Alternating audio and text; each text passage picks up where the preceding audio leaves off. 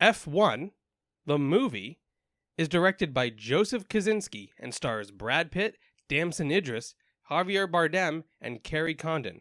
It's a high-octane summer blockbuster meant to entertain the masses, but it's truly for the racing fans.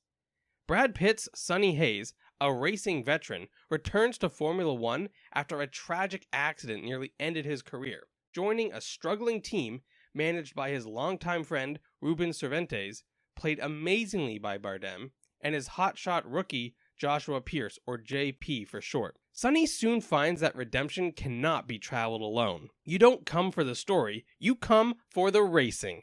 And by the end, I was emotionally invested in the stakes. It is satisfying seeing the veteran and rookie dynamic played out. By the end credits, they both learn something from one another. Sonny Hayes very much reminds me of Wooderson from Dazed and Confused, if he became a Formula One driver. The scenes where he's chastising JP to focus on the driving and to not be on their phone and that it's all noise, they're fun to watch. We have to talk about the filmmaking here, because this takes driving sequences to a whole new level, something that the Fast and Furious franchise should take notice of. When we introduce Joshua Pierce's character, he's driving on a long racing strip. The shot starts as a very wide aerial shot and then pushes in close. So many sequences have you scratching your heads wondering, how the hell did they do that? The director takes the same approach as Top Gun Maverick by putting these A-listers behind the wheel. The action feels more compelling and character-based. One more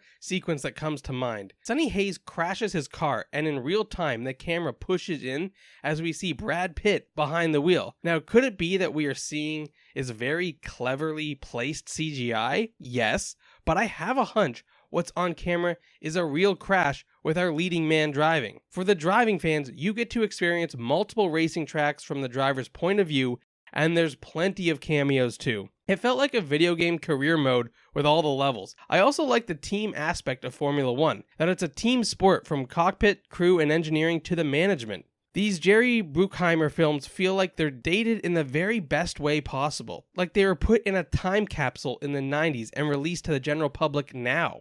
Another recent film that made me feel the exact same way is Cruise's latest Mission Impossible. Are these films timeless? Well, only time will tell. But F1, the movie, has been my favorite summer blockbuster experience so far. And to experience F1, the premium format of IMAX is most recommended. Truly one of the loudest films I've seen. What did you guys think of F1, the movie? Let us know down below, and please like and subscribe and comment.